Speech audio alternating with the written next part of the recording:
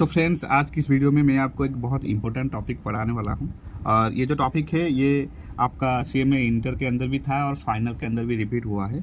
और ये टॉपिक का नाम है product life cycle costing, short में कहते हैं पीएलसीसी राइट। ये इंटरमीडिएट के अंदर ओएमएसएम एक सब्जेक्ट है, ओएमएसएम ऑपरेशन मैनेजमेंट स्ट्रैटेजिक मैनेजमेंट, और वहाँ पर ये सब्जेक्ट है product life cycle costing. Product को कैसे डिजाइन किया जाता है, डिजाइन प्रोडक्ट डिजाइन एक टॉपिक है, प्रोडक्ट डिजाइन। और प्रोडक्ट डिजाइन के अंदर ये प्रोडक्ट लाइफ साइकिल कॉस्टिंग है ओएमएसएम के अंदर, और फाइनल के अंदर भी रिपीट हुआ है स्ट्रैटेजिक कॉस्ट मैनेजमेंट के अंदर राइट। तो प्रोडक्ट लाइफ साइकिल कॉस्टिंग आपका एग्जामिनेशन पॉइंट ऑफ व्यू के लिए बहुत इंपॉर्टेंट है। ये टॉपिक जो है ये आपका शॉर्ट नोट्स टाइप आ सकता है 4 मार्क का, या फिर 6 मार्क का लॉन्ग क्वेश्चन भी आ सकता है प्रोडक्ट लाइफ साइकिल कॉस्टिंग के ऊपर। और यहाँ पर इस टॉपिक के अंदर 2 इलस्ट्रेशन भी है, इंपॉर्टेंट इलस्ट्रेशन है, वो भी हम लोग सॉल्व करके अपलोड कर देंगे इस यूट्यूब चैनल के अंदर। Okay, so now theory, product life cycle costing क्या है। Product life cycle costing you can से is a pattern of expenditure, sale level, revenue and profit over the period beginning from new idea generation to the deletion of a product from product range। Product life cycle costing क्या है? ये होता है एक profit जो कि beginning from new idea generation to the deletion of a product from product range. जैसे कि ह्यूमन लाइफ के अंदर मतलब बर्न होता है, उसके बाद डेवलपमेंट होता है, देन ग्रोथ होता है, देन मैच्योरिटी फेज आता है ह्यूमन बींग्स के अंदर, देन डेथ भी, ओल्ड होते हैं, डेथ होते हैं। ऐसे ही प्रोडक्ट लाइफ साइकिल कॉस्टिंग के अंदर प्रोडक्ट का भी वही सब सिचुएशन होता है। प्रोडक्ट का डेवलपमेंट फेज होता है, देन प्रोडक्ट मार्केट में इंट्रोड्यूशन होता है, देन प्रोडक्ट का ग्रोथ होता है, ग्रोथ के अंदर ज़्यादा से ज़्यादा रेवेन्यू अर्न होता है, देन मैच्योरिटी फेज आता है प्रोडक्ट का, देन उसके बाद डिक्लीन फेज आता है। मतलब डिक्लीन फेज मतलब जहाँ पर लॉस होता है प्रोडक्ट का, सेल जो डिक्रीज होता है। देन इसके बाद एक सिचुएशन आता है एक्सटिंक्शन जहाँ की प्रोडक्ट का नो लॉन्गर एग्जिस्ट, प्रोडक्ट का एग्जिस्ट नहीं होता है मार्केट में, कंपटीशन इतना ज़्यादा होता है वो प्रोडक्ट का एग्जिस्ट नहीं हो सकता है। तो दिस इज कॉल्ड प्रोडक्ट का लाइफ साइकिल कॉस्टिंग, डेवलपमेंट से लेकर एक्सटिंक्शन फेज तक। तो this 6 phases are very important in product life cycle costing. तो product life cycle costing you can say is a pattern of expenditure, sale level, revenue and profit over the period beginning from new idea generation to the deletion of product from product range। और यहाँ पर आपको 2 important point याद रखना है कि motor vehicle का time Spain होता है 5 to 7 years and pharmaceutical time Spain होता है 7 to 10 years right. Motor vehicle का टाइम स्पेन होता है 5 to 7 ईयर्स एंड फार्मास्यूटिकल का टाइम होता है 7 to 10 ईयर्स। ओके, सो ये आपको याद रखना पड़ेगा। Product life cycle costing का timeline commencing from the innovation of a new product and ending with its degeneration into a common product and the eventual extinction is termed as the life cycle of a product। जो मैंने बोला अभी कि product का जो starting point होता है innovation of a new product and end होता है एक्सटिंक्शन राइट। तो product life cycle costing is a pattern of expenditure, sale level, revenue and profit over the period beginning from the new idea generation to the deletion of a product from product range.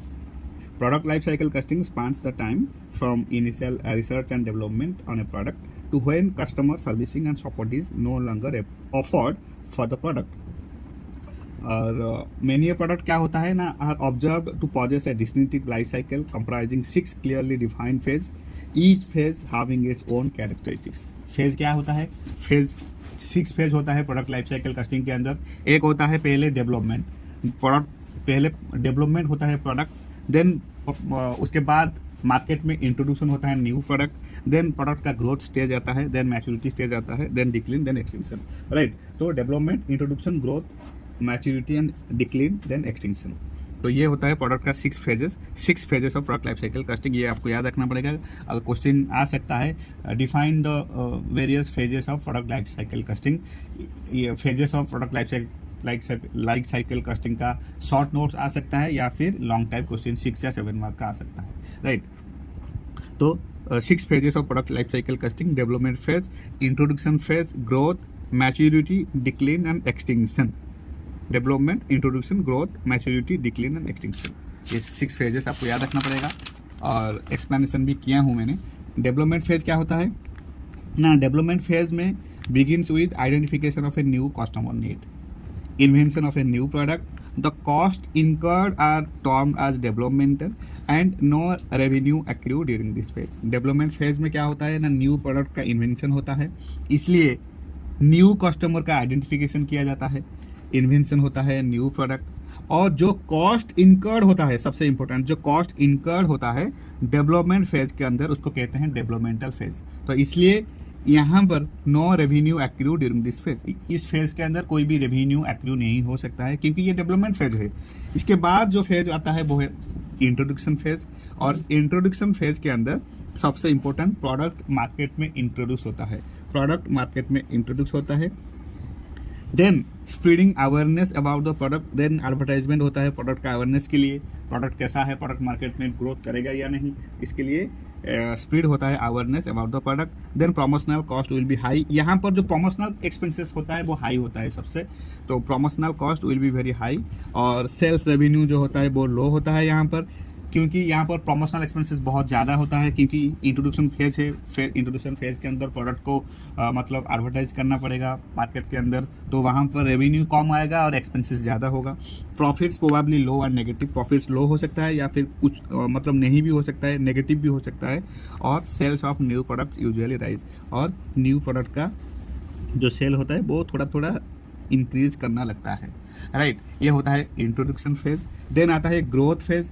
Growth phase के अंदर product gain market acceptance, इस phase के अंदर product gains market acceptance, product market acceptance accept करता है। Rapid expansion follows leading to growth, product penetration, rapid expansion होता है which is follows to lead growth, और प्रोडक्ट इस फेज के अंदर ग्रोथ फेज के अंदर रैपिड एक्सपेंशन होता है, इसलिए ग्रोथ लीडिंग टू ग्रोथ होता है प्रोडक्ट का पेनिट्रेशन होता है। Then product increase sales and profit, तो इस फेज के अंदर प्रोडक्ट का सेल्स एंड प्रॉफिट इंक्रीज होता है, और economics of scale, cost reduction. और इस फेज के अंदर सबसे इंपॉर्टेंट फेज है ग्रोथ फेज। इस फेज के अंदर जो कॉस्ट रिडक्शन होता है, सेल्स इंक्रीज होता है, प्रॉफिट भी इंक्रीज होता है, और इस फेज को कहते हैं इकोनॉमिक ऑफ स्केल। देन आता है मैच्योरिटी फेज। मैच्योरिटी फेज क्या है ना, मैच्योरिटी फेज जो है वो begins after sales cease to rise exponentially indicating market saturation. Maturity phase क्या होता है ना, मार्केट सैचुरेशन जब होता है begins after sales cease to rise, right. तो जब सेल राइज नहीं होता है वहाँ होता है maturity phase. The longest and the most competitive stage in the cycle, ये जो मैच्योरिटी फेज होता है ये सबसे longest and the most competitive stage होता है in the product life cycle costing. Popular products are in this stage, इस stage के अंदर पॉपुलर प्रोडक्ट का देखने को मिलता है, पर पॉपुलर प्रोडक्ट का इंक्रीज होता है इन दिस स्टेज के अंदर। तो the longest and the most competitive stage in the cycle, ये सबसे लॉन्गेस्ट एंड कॉम्पिटेटिव स्टेज होता है मैच्योरिटी फेज, राइट। देन आता है डिक्लीन फेज। डिक्लीन फेज क्या है ना, डिक्लीन फेज जो होता है most product and brands enter a period of declining sales, technical advances leading to product substitution, the speed of degeneration differs from product to product, right. तो decline phase क्या होता है ना, eventually most product and brands enter a period of declining sales, this may be caused by technical advances leading to product substitution, fashion and changing taste, exogenous cost factors reducing profitability until it reaches zero, at which point the product life cycle is commercially complete. The speed of degeneration differs from product to product, right. ये होता है decline phase. Then decline phase के बाद last phase आता है extinction phase, right. This is the tail end of the product life cycle costing where the product exists from the market. Decline phase एक ऐसा phase होता है जहाँ पर प्रोडक्ट का कोई एग्जिस्ट नहीं रहता है, a situation in which something no longer exists. This is the tail end of the decline phase where after the product exists from the market, right. ये होता है प्रोडक्ट का 6 phases: development, introduction, growth, maturity, decline and extension. Then इसके बाद आता है the revenue, cost and profit matrix of the product life cycle costing. तो कितना फेज होता है प्रोडक्ट का हमको पता है, development, introduction, growth, maturity, decline, extension. और डेवलपमेंट के समय प्रोडक्ट का रेवेन्यू नील होता है, ये हम लोग अच्छे से पढ़ कर आए हैं। इंट्रोडक्शन के टाइम थोड़ा सा लो होता है रेवेन्यू, वो इसलिए कि इंट्रोडक्शन के टाइम प्रमोशनल एक्सपेंसेस ज़्यादा होता है, इसलिए सेल का रेवेन्यू सेल्स लो होता है बहुत, या फिर नेगेटिव भी हो सकता है। ग्रोथ के स्टेज में रेवेन्यू इंक्रीज होता है। मैच्योरिटी स्टेज में स्टेबल होता है, ना ज़्यादा होता है ना कम होता है इस स्टेज के अंदर। ये सबसे लॉन्गर स्टेज कहता है maturity stage.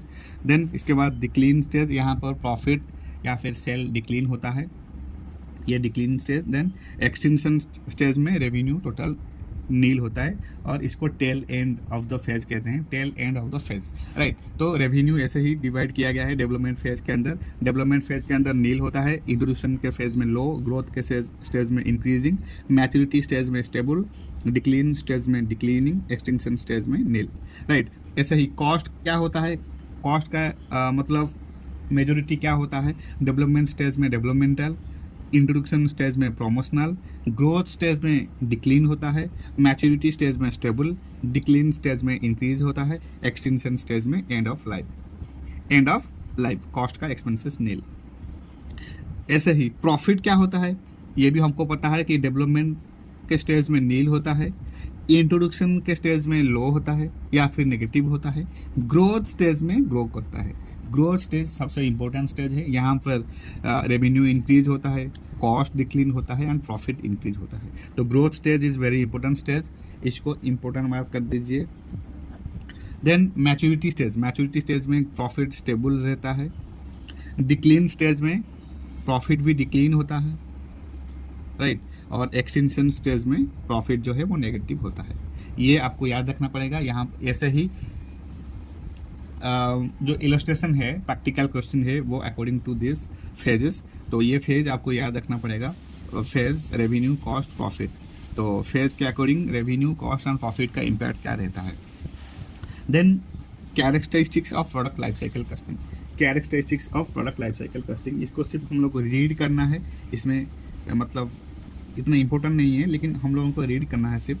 Characteristics of product life cycle casting, product life cycle costing involves tracing of cost and revenue of each product over several calendar years. Trace करता है research, design and development cost and compared with product revenue. Assist a report generation from cost and revenue. Right. Now, what are the importance of product life cycle costing? यहाँ पर time based analysis होता है product life cycle costing का, overall cost analysis होता है, pre production cost analysis होता है, effective pricing decision लिया जाता है, बेटर डिसीजन मेकिंग होता है, long run holistic view, life cycle budgeting review होता है। And what are the key factors, design, time to market, length of the life cycle. Key factors क्या है ना, design, time to market, length of the life cycle. तो design क्या है, design is you can say development activity is the most important from a sustainability perspective. Since 80% of a product costs are locked in at the design stage, it's vital that waste is minimized by design. Choices made at the design stage should account for all stages of a product's life, including end-of-life cost, which could involve handling or storing hazardous material and polluting activities such as landfill or incineration. The reduction of waste by design is usually good for profitability and also the sustainable consumption of scarce capital. While it may be tempting to specify cheap materials in the design of products, consider the environmental impact and end of life of requirements. Right. और time to market क्या है? Time to market means you can say competitors watch each other to discover new product coming to market. तो time हमें हमेशा crucial होता है and they seek to develop product to keep ahead of each other. Competitors जो होते हैं वो हमेशा वॉच करते हैं each other to discover new product coming to the market and they seek to develop product to keep ahead of each other. When competition is minimal, the growth phase of a product life provide producer the chance to charge premium prices and invest heavily in awareness activities, right? The longer a producer has before a rival product hits the market, the longer they are able to command a price premium and entrench their product in the consumer's buying habits. The management accountant should be aware of the competitive market for new product to improve accuracy of whole life profitability, right? Then length of life cycle, length of the life cycle क्या है, ये हम लोग पढ़ कर आए हैं। Getting to market quickly will length a product's life. However, there are other ways of increasing a product's life, and ideally, consideration should be given to this at the design stage itself. Example क्या है? Designing the product in a modular way and conceptualizing future models to aid introducing variants after the initial launch. Designing the product to satisfy as many markets as possible, even if this requires post-launch modification. Staggering the launch in different markets to reduce cost and prolong demand. The management accountant should try to encourage firms involved in product conceptualization to consider as many of these factors as possible at the design phase. This improves क्या करता है? In estimation of whole life profitability. Estimation of whole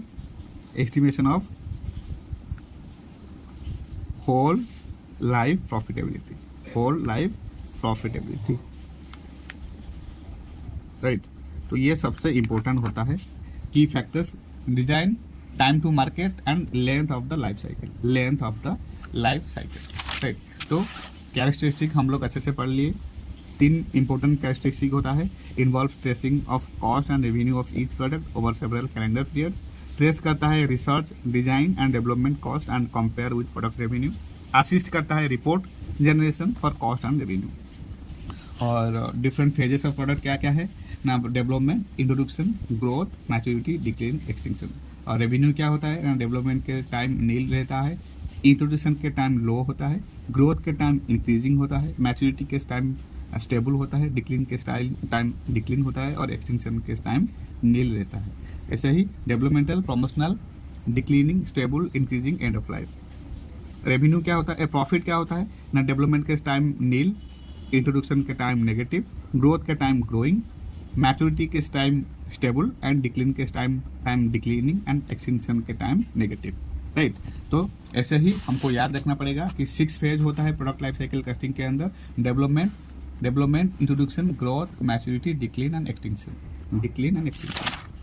right so this is it all about product life cycle casting इसके next video में हम लोग जितने भी illustration है प्रोडक्ट लाइफ साइकिल कस्टिंग के अंदर वो सब सॉल्व करेंगे सो for now this is it all about product life cycle costing. Thank you so much for your time, thank you so much for your support and happy studying.